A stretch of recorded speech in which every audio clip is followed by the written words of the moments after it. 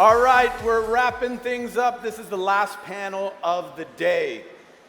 The title of this panel is bringing back a bunch of our greatest speakers of the day. It is called Web3 Revolutionizing Sports, the Impact of Decentralization, Fan Engagement, and Tokenization. To moderate this panel, please put your hands together for the man, the myth, the legend, Erhan.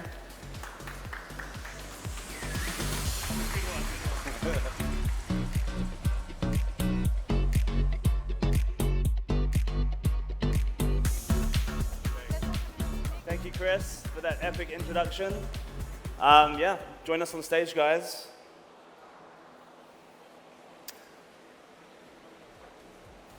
Welcome, welcome.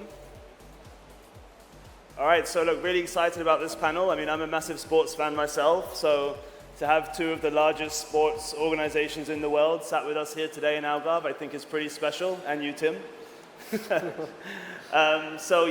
Thanks all for joining us. I know it's been a journey today. It's super hot, so I appreciate you guys that are still here. I think this is going to be a really fun panel. Learn more about how Web3 is disrupting sports. So before we begin, why don't we just start with a quick round of introductions? Tim, why don't you introduce yourself to the audience? I'm Tim Mangnall. I'm CEO of Capital Block, which is a Web3 strategic creative agency. We represent McLaren, Cristiano Ronaldo, AS Monaco, Legia Warsaw, a number of football clubs. So we create strategy and then creative concepts for sports organizations to help launch them into the Web3 space. Hi everyone, my name is Max Wolfe. I'm the Senior Manager for Web3 and Digital Licensing at McLaren Racing. Basically that means I look after everything blockchain related that we do in the business, as well as some more fun projects around like Metaverse, virtual spaces, as well as our Web3 community on Discord. That also sits with my team. Yeah. Helgosson, I'm heading up Web3 and Metaverse, everything blockchain, tokenization at PSG. Do we have any PSG fans here? A few. There, you got a hand over there. Awesome, guys. Well, look, I'm really excited to have you with us today. Let's just start grounded. Like, obviously, sports is one of, if not the biggest kind of cultural, addiction to a lot of people in a way. And I feel like Web3 and NFTs, they've tried a lot of things, and I know there's been some successful campaigns that you spoke about today. But really, I haven't really seen anything that's spectacular or a breakthrough where I absolutely loved it. I mean, look, I love crypto. I literally put this event on.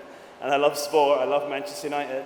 But I still haven't purchased my first sport NFT. I don't spend all the time in Metaverse doing anything yet. So let's just start really grounded and be like, why haven't we seen anything so spectacular just yet?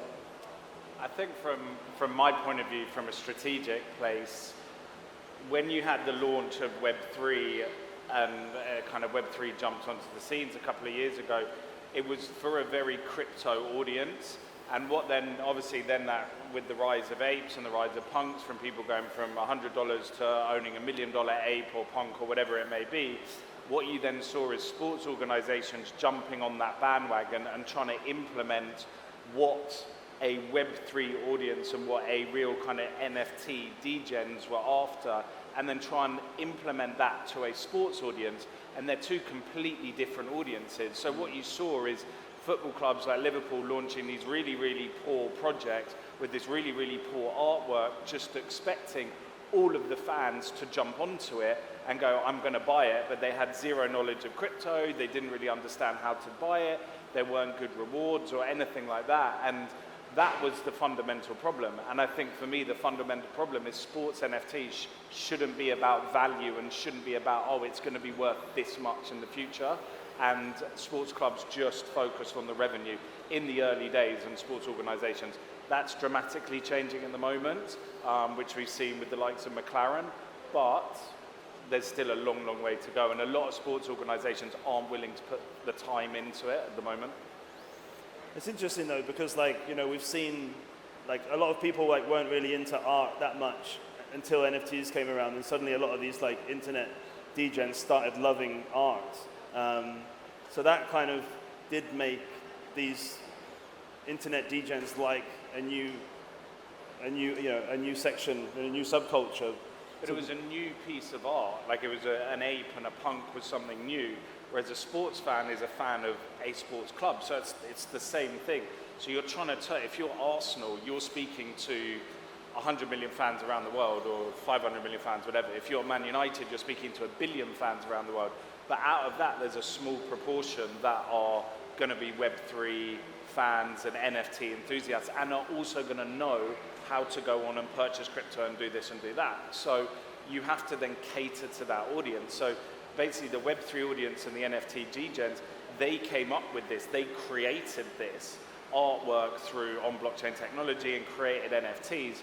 The sports fans didn't, so you can't accept them to have that same view. You've got to create a product that actually sports fans want, and that hasn't really been done yet.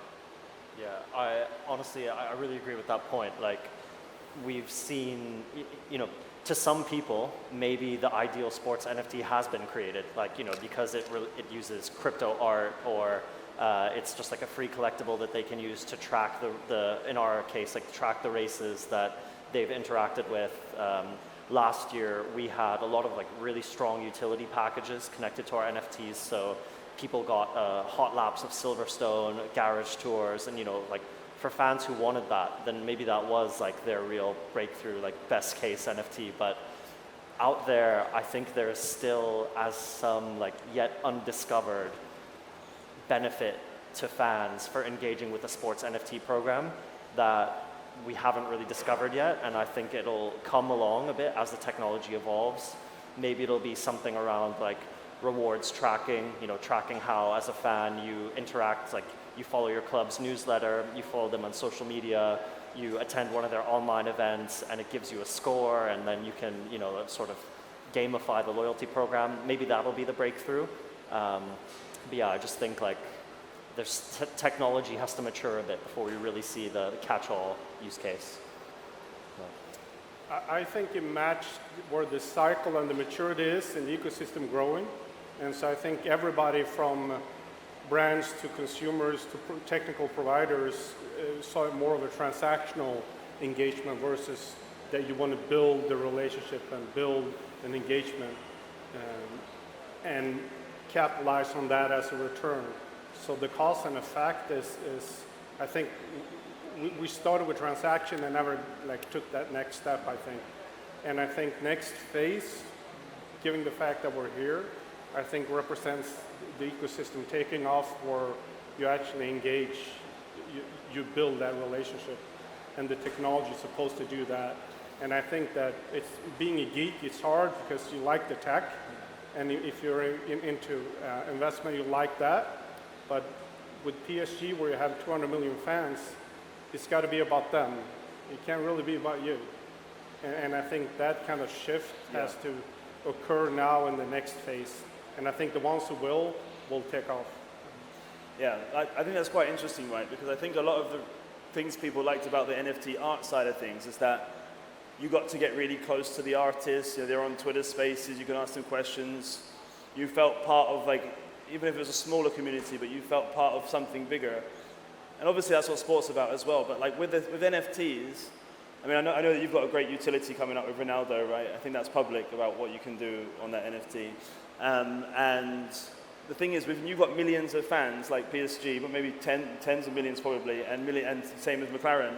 How do you create that sense of community when you've got that many people in your community? Like, tell me any crypto project that's got 10 million people in their community. It's quite difficult apart from the top two, right? So that's a tough one. Maybe you would be best to answer that because you deal with the community side of things. Yeah, so I think community can live in a couple of places. You can have like your more crypto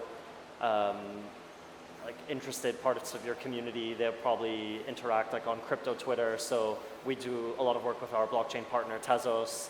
They do a lot of publicity for our project on their Twitter accounts, and so I think there's a community following there.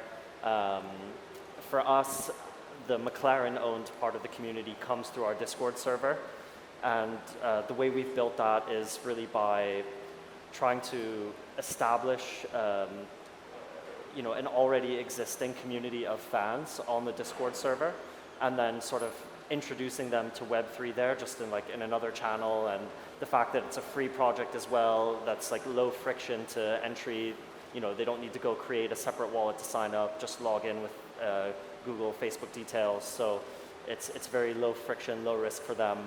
I think that's the way that like sports teams can build communities around their Web3 projects, is bring them to where your community already is, bring them to where they already live, and introduce it to them in a very like friendly and low friction way. Expecting your existing sports fans to like come join, crypto Twitter or like a Twitter Spaces talk or something that like is going to be full of acronyms and foreign language to them, it's just not going to work. Yeah, I think we're blessed in that sense, where many projects, they don't have a community, they don't have a base, they don't have a reach. Yeah. We do. It's only for us to engage. And I think breaking down community, it comes to not being tech again, it's about, so you want to belong to something, right? In our case, we have that like gravity. But then you also have to listen and engage, and you got to jam and talk to them. And I think this is where this tech comes into play.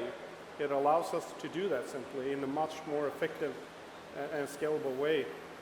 And I think every time you have a technology push enabling new capabilities and new use cases and new products and services, I think that when it really takes off is when you do it out of love. Like fan bases around the world you have in the millions is because of love. The love of something. And I think that's, you got to come back to that. It can't just be about the transaction anymore. We've done that one. So, yeah. I think like it's also really important that you manage like your existing like customer databases and loyalty programs. So to have ways for people to indicate their interest in like Web3, and then being able to just use all of the data that you already have. So if you have X million people in your loyalty program, having a way that you can target towards, we know this percentage of them are interested in Web3 and they're going to be easy to convert. That's also can be like quick, easy wins for sports teams. Okay, so look, I mean, I know that both of your clubs and also your agency has done a lot of, well, I think PSG is looking into it, right? But I know that you guys have done a lot, you've done your own NFT drop, you've done things with Binance and Ronaldo and McLaren as well. I would say there's like, and you guys correct me if I'm wrong because you're the experts, but right? But like there's like V1 of like an NFT drop, as in like just a basic like collectible, and then there's like the ones that have more utility. You get to train with the players, for example, etc. Like, what is the like new frontier of like NFT or Web3 like engagement with fans that we can expect over the next couple of years, let's say? You know what? It's difficult. And I think when you look back a couple of years ago, when you talk about utility and you're like, and I was listening to another panel and someone else said exactly the same thing, is when utility first came along, it was going, oh, we're going to give you all this utility. And then it was like, oh my God, all of a sudden now I have to engage with my fans every day and they've got a lifetime of utility. Like that is unsustainable for any club or really any organization. So if you get to a point where you're just giving and giving and giving and giving, and there's so much demand, but you're not really giving them anything unique or anything new, then either it becomes unsustainable for the business, they lose interest, or you lose interest in your community. So I think what you need to start siphoning off is saying, okay, well, there's a time period on this utility, or you're creating something. So us with Cristiano Ronaldo and Binance, we've launched his second NFT drop, and you get to go and train with Cristiano Ronaldo. So you get flown over to Saudi Arabia, you get put up, and then you go to the production shoot, and then you go train with him for like 90 minutes.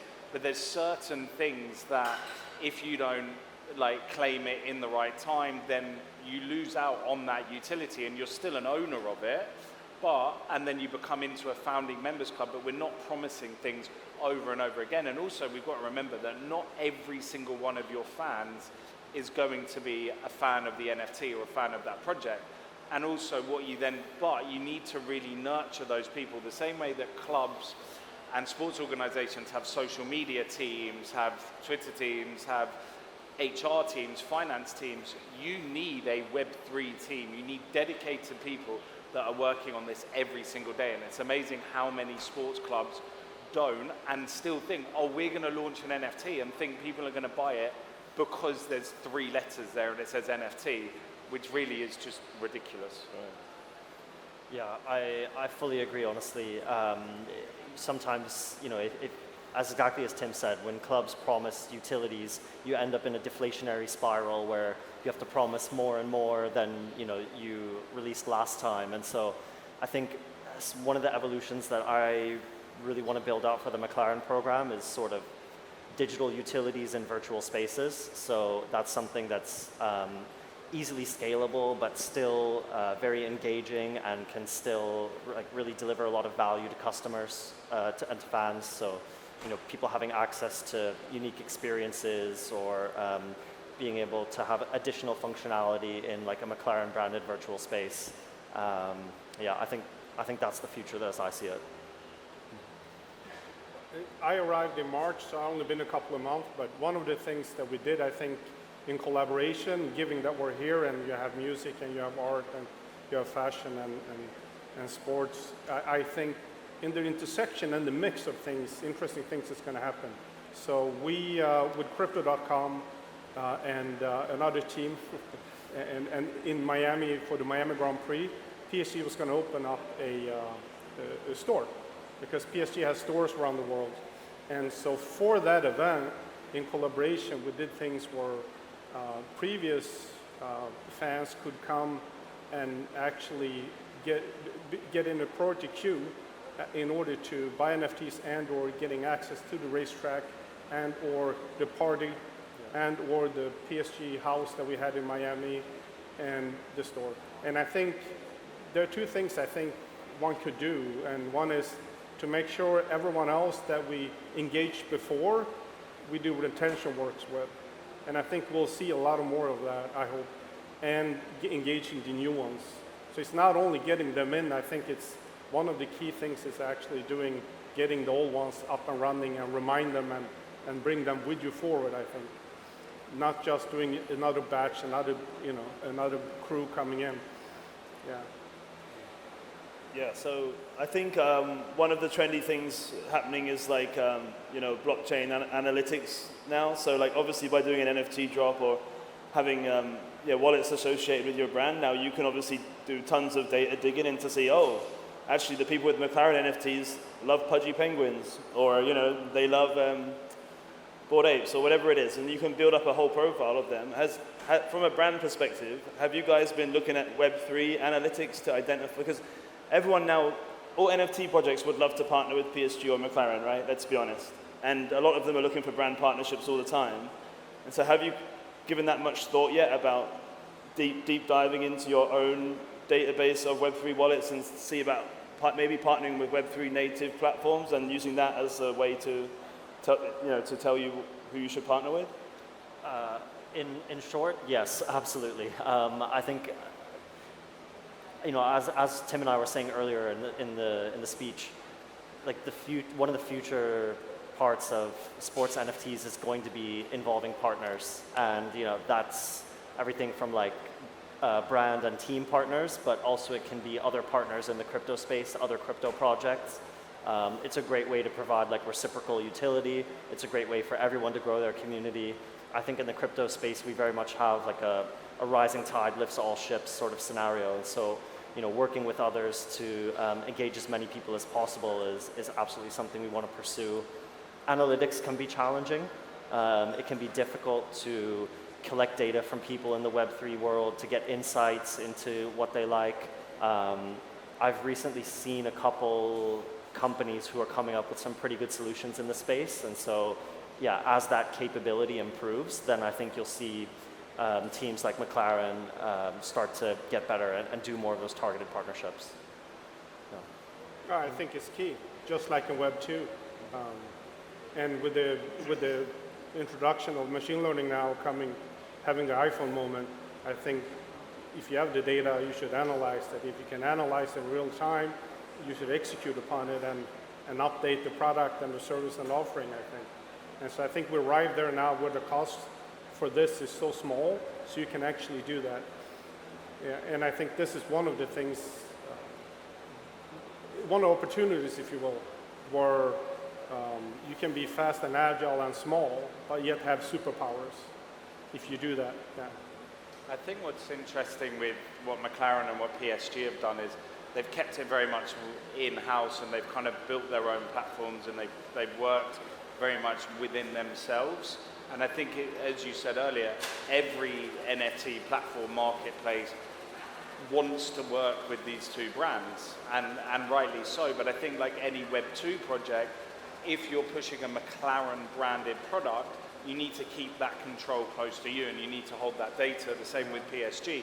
So I think what I see the future as, really from a data perspective, and we said it earlier, is how do you then use that to then bring in new sponsors and then build that, like that community that you have, that you've built from NFTs, how do you use that to benefit your sponsors, and how do your sponsors use that to benefit themselves as well? Because then it's a win-win. Like there's rising costs of running an F1 team, there's rising costs of running a football club, salaries are getting bigger, transfers fees are getting bigger, blah, blah, blah. So as those costs go up, brands are demanding more and more and more. And there's only so much airtime that these brands can give each of their sponsors. I don't know how many sponsors PSG have, but I know that McLaren have 50 plus. And you've only got one race weekend to give them all access to what they're paying millions and millions of dollars for. So Web3 can really unlock that. If you create your own platform, you can then brand that. If you then start creating data, and you can say, look, we know that our audience like this, and that can open up a new target market for them. So I think we're going to see a real shift in Web3 becoming specific sponsorship opportunities for organizations that do it in the right way and actually have a community. Right. Yeah, it's really interesting. Just circling back to what you mentioned before about having to endlessly give utility like forever because you own an NFT is impossible. That kind of made me think about the metaverse and virtual reality, because the way technology is going, I mean, obviously, I love to watch football, I like to play football, I like to play FIFA, I'm all over it. I wish I could be in the screen, but not yet, but soon, probably. But then, in the metaverse, you could give utility ongoing for a long time, or you could put people in a certain action in a game and feel like you're there. Like, for example, I mean, I was at CES in January in Las Vegas, and I saw Sony, and they were literally showing me like a live metaverse match, or a live match, but it was in the metaverse, in 3D, but not as humans, as virtual humans, and that was epic because it was live. There was no delay, and so obviously it started making me think, well, how is this going to change our relationship with how we view and consume sports? And then from an NFT perspective, maybe you get access to certain, but only in the metaverse at any time.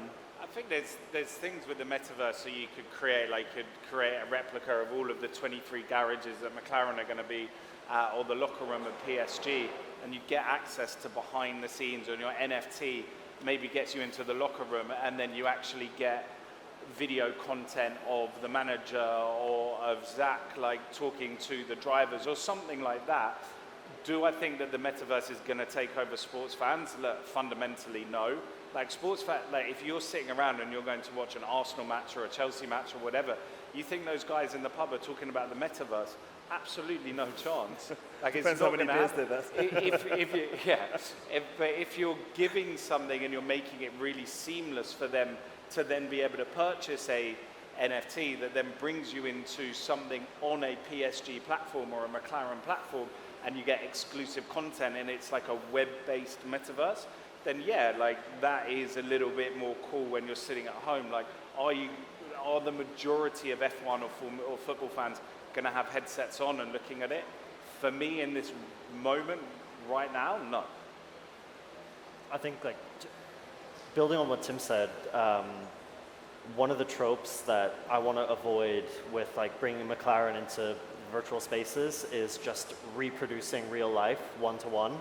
Like keep it fun.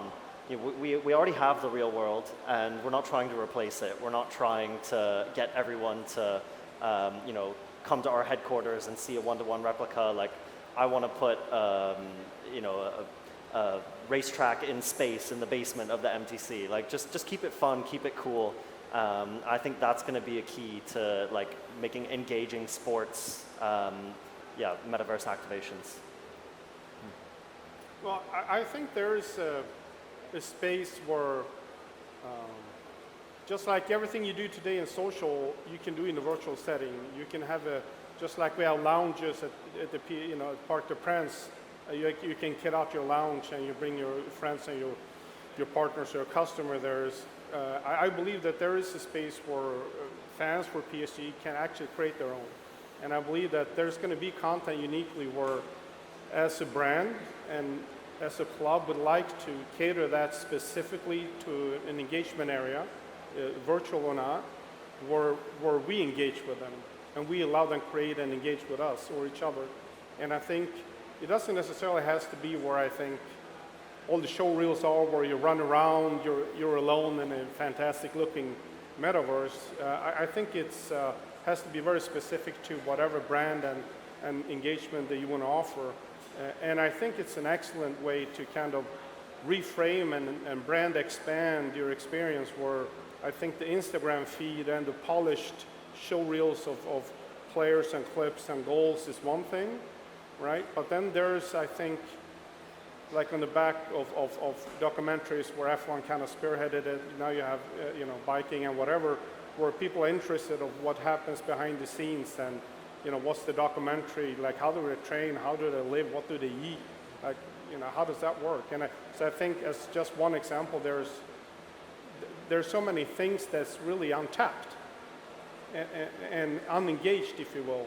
So I think PSG and many brands have a lot of brand assets that hasn't been monetized or engaged, that I think we're simply going to explore moving forward. Okay, so a concept that's been very popular in the last few years has been DAOs, decentralized governance. Yeah, obviously McLaren and PSG are already huge institutions of sport, and I think it's a bit far-fetched to expect them to suddenly just give out control to their fans because they spent $10 on an NFT and then decide whether to sell Mbappe or not. But do you see a role? Okay, I'm not going to run the club, right? But do you see a role for DAOs within the decision-making process at any of your organizations or to the organizations you work with?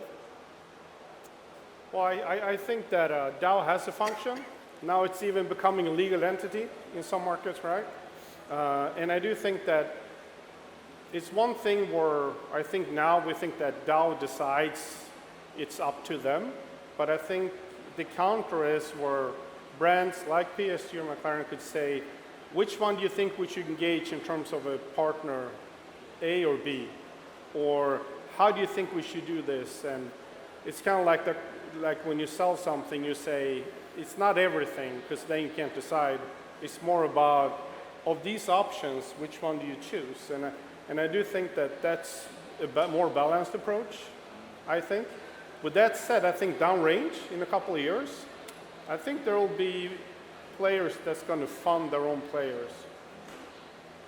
Put your money where your mouth is and we'll buy him or her, And I think that it kind of creates the fragmentation of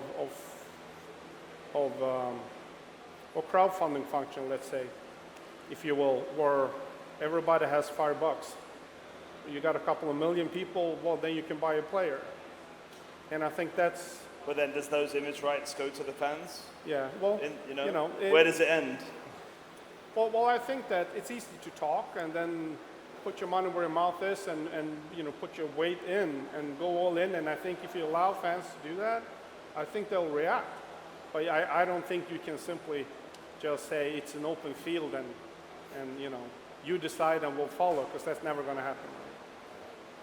That would be really interesting, Yeah. having fans crowdfund players. I think there was Crawley FC.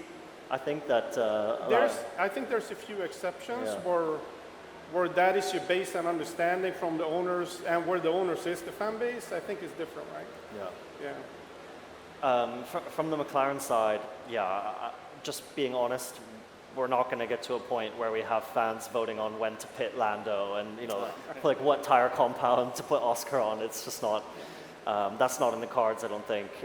What I could see happening is more of like fans having a say in what we do for them.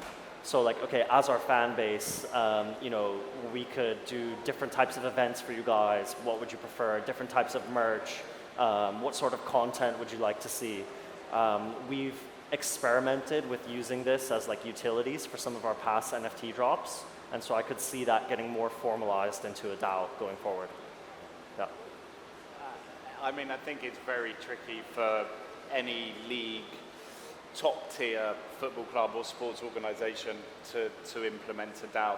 I think it does work for someone like Crawley FC where fans can make decisions, but I think fans' views are so different. You have divided fan bases. Like for all my sins, I'm an Arsenal fan, and the Arsenal fan base has been divided at the best of times. So if you then had them in control of a DAO and making decisions on what was going to happen, they would have fired Arteta and we wouldn't have had what we had last season and all of these type of things. And the reason that McLaren are who McLaren are and PSG are who PSG are is because they employ the best from the management down to the coach to all of this.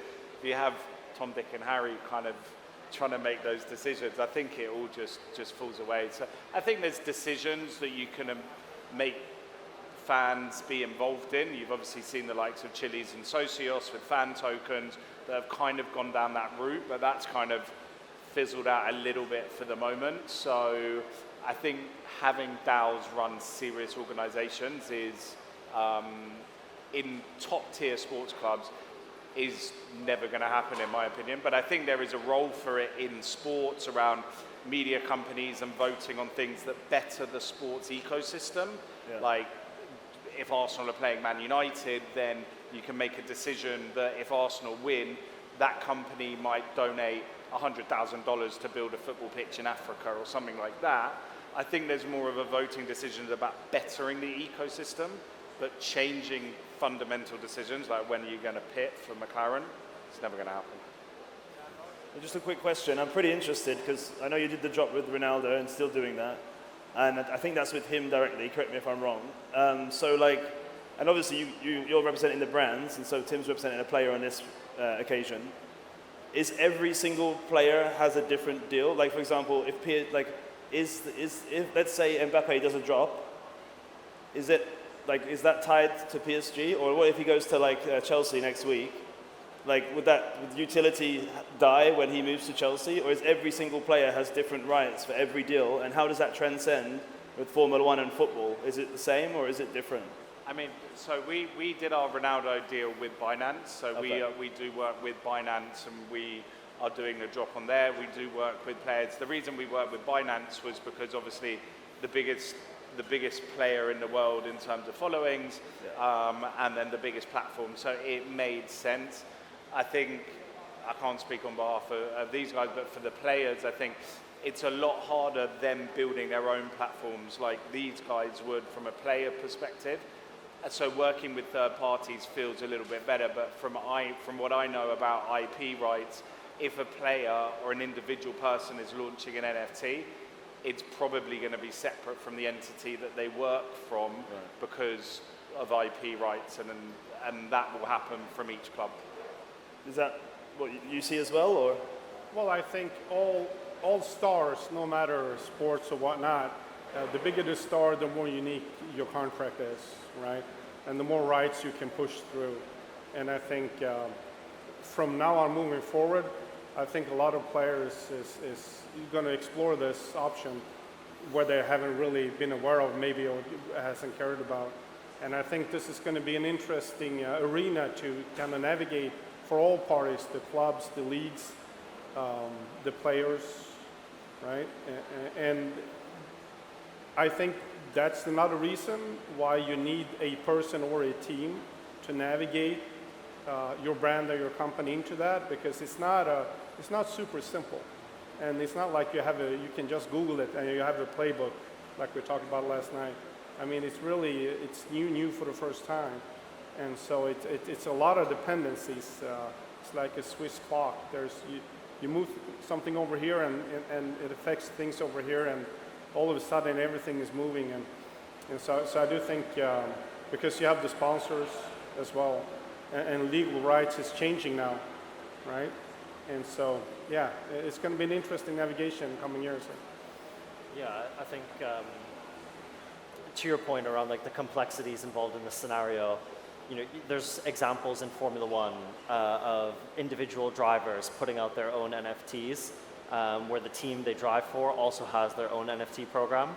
And so I think like in the future, we need to look to find ways where teams and drivers or teams and players, you know, can work together to like jointly strengthen each other's Web3 propositions. How we do that, I don't have the answer for you right now, but I'm working on it, and yeah, get back to you. Amazing. All right, guys, well, we can see this clock is telling us we're out of time. Do you have any final comments of inspiration for the audience, Web3 and sport, that they can go away with? Join our Discord, discord.gg/McLaren. Please come interact with us. We're all there. We're very friendly, and you'll stay up to date on everything McLaren is doing in Web3. I'm looking forward to the next phase. We're just, you know, accumulating energy now, and coming years is where we take off, I think. Yeah. I've got nothing. All right, guys. Well, look, thanks so much for joining us. I'm sure these gentlemen will be happy to answer your questions at the side of the stage if you'd like to meet them, and enjoy the rest of the festival. Thanks, guys. Thanks so much.